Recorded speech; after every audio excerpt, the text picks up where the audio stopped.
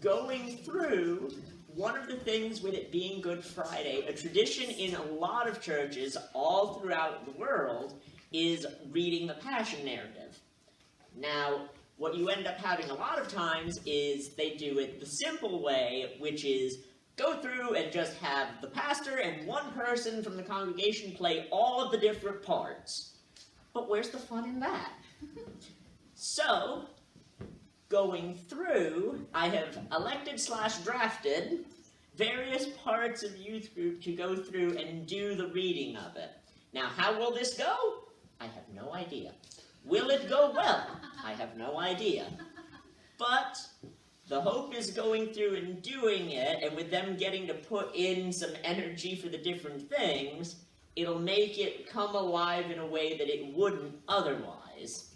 So, in order to go through and start the play, we need a narrator number 1. Yes, come forward. Good luck, Anthony. Jesus, come forward. The head temple guard, come forward. Peter.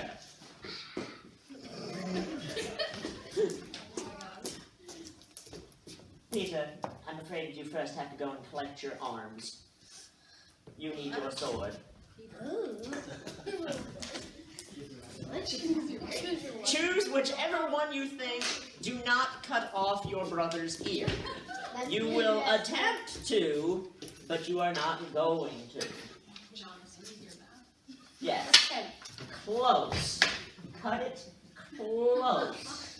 And remember, temple guard, fake slapping Jesus. We are not injuring our Jesus. Yeah, you'll get it. You'll get it. Okay. So David. Yeah, David, you know how to do it. Yeah, Okay. So with that, narrator 1, begin. After saying these things, Jesus crossed the Kidron Valley with his disciples and entered a grove of olive trees. Judas, the betrayer, knew this place, because Jesus had often gone there with his disciples. The leading priests and Pharisees had given Judas a contingent of Roman soldiers and temple guards to accompany him. Now with blazing torches, lanterns, and weapons, they arrived at the olive grove. Jesus fully realized all that was going to happen to him, so he stepped forward to meet them. Who are you looking for? Jesus of Nazareth, I am he. As Jesus said, "I am he," they all drew back and fell to the ground. Once more Jesus asked them, Who are you looking for? Jesus the Nazarene. I told you that I am he, and since I'm the only one you want, let these others go. He did this to fulfill his own statement, "I did not lose a single one of those you have given me." Then Simon Peter drew a sword and slashed off the right ear of Malchus, the high priest's slave. But Jesus said to Peter, Hang on. Cut it off.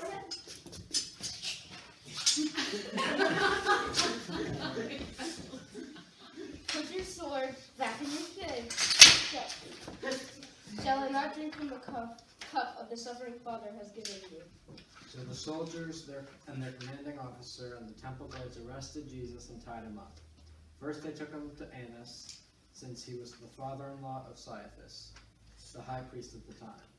Caiaphas was the only one who had not told the other Jewish leaders, "It's better that one man should die for the people." Simon Peter followed Jesus, as did another of the disciples. The other disciple was acquainted with the high priest, so he was allowed to enter the high priest's courtyard with Jesus. Peter had to stay outside the gate. Then the disciples who knew the high priest spoke to the woman watching at the gate, and she let Peter in. The woman asked Peter, "You're not one of the man's disciples, are you?" No, I am not. Because it was cold, the household servants and the guards made a charcoal fire. They stood around it warming themselves, and Peter stood with them, warming himself. Inside, the high priest began asking Jesus about his followers and what he had been teaching them. Everyone knows what I teach. I've preached regularly in the synagogues and in the temple where the people gather. I've not spoken in secret. Why are you asking me the question? Ask those who heard me. They know what I said. Is that the way to answer To answer the high priest, he did. If I said anything wrong, you must prove it. But I'm speaking the truth. Why are you beating me? Then Annas brought Jesus and sent him to Caiaphas the high priest. Meanwhile, as Simon Peter was standing by the fire warming himself, they asked him again, "You're not one of his disciples, are you?" No, I'm not. But one of the household slaves of the high priest, a relative of the man whose ear Peter had cut off, asked, "Do not I see you out there in the olive grove with Jesus?" I don't know the man. And immediately a rooster crowed.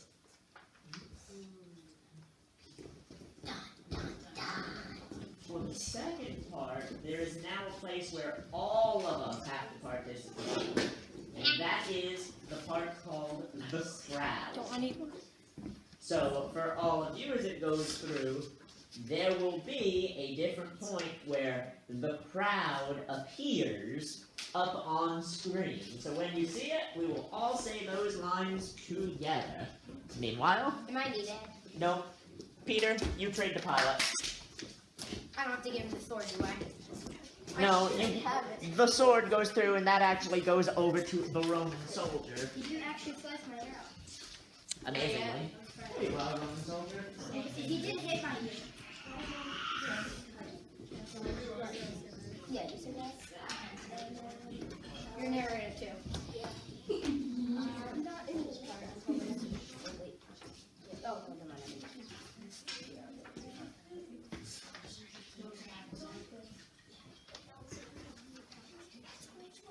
And narrator 2, whenever you are ready. Okay. Jesus' trial before Caiaphas ended the early hours in the morning. Then he was taken to the headquarters of the Roman governor. His accusers didn't go inside because it would defile them, and they wouldn't be allowed to celebrate the Passover. So Pilate, the governor, went out to them and asked,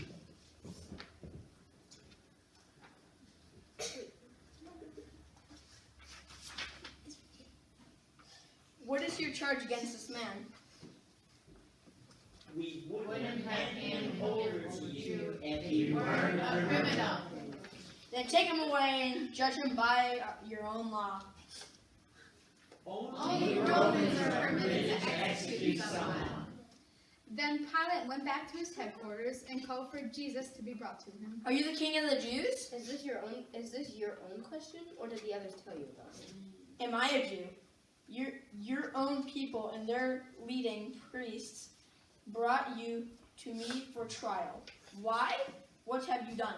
My kingdom is not an earthly kingdom. If it were, my followers would fight to keep me from being handed over to the Jewish leaders, but my kingdom is not of this world.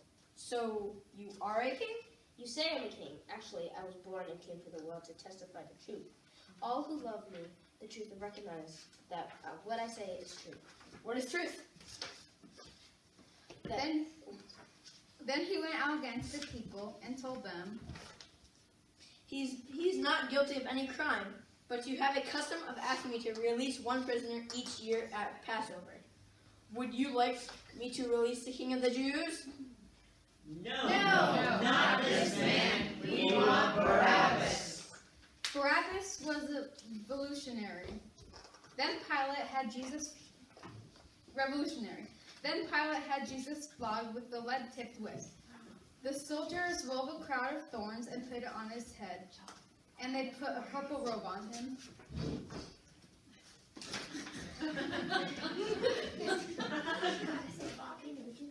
Hail, King of the Jew. You already slapped it. Pilate went out again and said to the people, I am going to bring him out to you now, but understand clearly that I find him not guilty. Then Jesus came out wearing the crown of thorns and the purple robe. And Pilate said, Look, he is the man. when they saw him, the leading priests and temple guards began shouting, Crucify him! Crucify him! Take him yourselves and crucify him. I'm not guilty. I find him not guilty. He ought to die because he called himself the Son of God. When Pilate heard this, he was more frightened than ever. He took Jesus back into the headquarters again and asked him, "Where are you from?" but Jesus gave no answer. Why don't you talk to me? Don't you realize that I have the power to release you or crucify you? You would have no power over me at all, unless if you were given to me from above. So one who handed me over to you has the greater sin. Then Pilate tried to release him, but the Jewish leaders shouted, If You release this man, you are no friend of Caesar. Anyone who declares himself king is a rebel against Caesar. When they heard this, Pilate brought Jesus out to them again. Then Pilate sat down in the judgment seat on a platform that is called Stone Pavement, and it was now about noon on the day of preparation for the Passover, and Pilate said to the people, "Look, here's your king." Away with him! Away with him! Crucify him! What? Crucify your king? We have No king but Caesar! Then Pilate turned Jesus over to them to be crucified. So they took Jesus away, carrying the cross by himself. He went to the place called the place of the skull. They nailed him to the cross. 2 others were crucified with him, one on either side, with Jesus between them. And Pilate posted a sign on the cross that read, "Jesus of Nazareth, the King of the Jews." The place where Jesus was crucified was near the city, and the sign was written in Hebrew, Latin, and Greek so that many people could read it. Then the leading priests objected and said to Pilate, change it from the King of the Jews to he said, I am King of the Jews. No. What? I have written.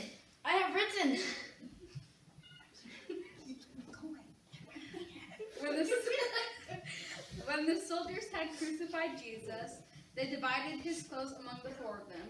They also took his robe, but it was seamless, woven in one piece from top to bottom. Standing near the cross were Jesus' mother and his mother's sister, Mary, the wife of Clopas. Guard, you jumped the line. Yeah, you jump the line. You're the guard. Was rather dice for it. It's fulfilled the scripture that says, they divided the garments among themselves and threw dice for my clothing. Standing near the cross were Jesus' mother and his mother's sister, Mary, and Mary Magdalene. When Jesus saw his mother standing there beside the disciples he loved, he said to her, Dear woman, here's your mother. Dear woman, here's your son. Here's your mother.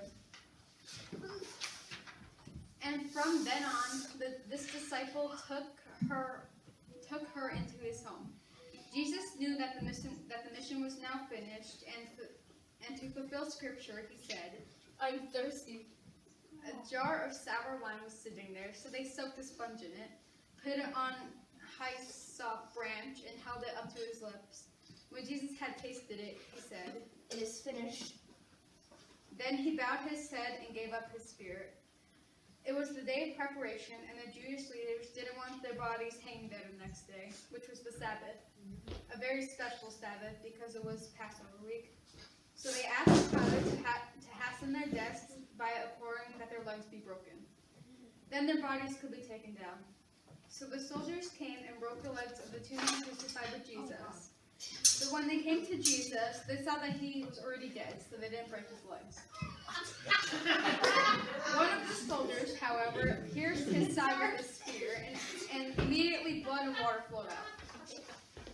This reported from an eyewitness giving an accurate account. He speaks the truth so that you may continue to believe.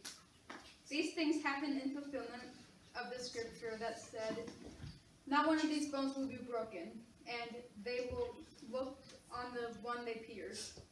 Afterward, Joseph of Arimathea, who had been secret disciple of Jesus because he feared the Jewish leaders, asked Pilate for permission to take Jesus' body down. When Pilate gave permission, Joseph came and took the body away. With him came Nicodemus, the man who had come to Jesus at night. He brought about 75 pounds of perfume ointment made from myrrh and aloes. Following Jesus' burial custom, they wrapped Jesus' body with the spikes along with sheets of linen cloth. The place of crucifixion was near a garden, where there was a new tomb, never used before. And so, because it was the day of the preparation for the Jewish Passover, and since the tomb was close at hand, they laid Jesus there.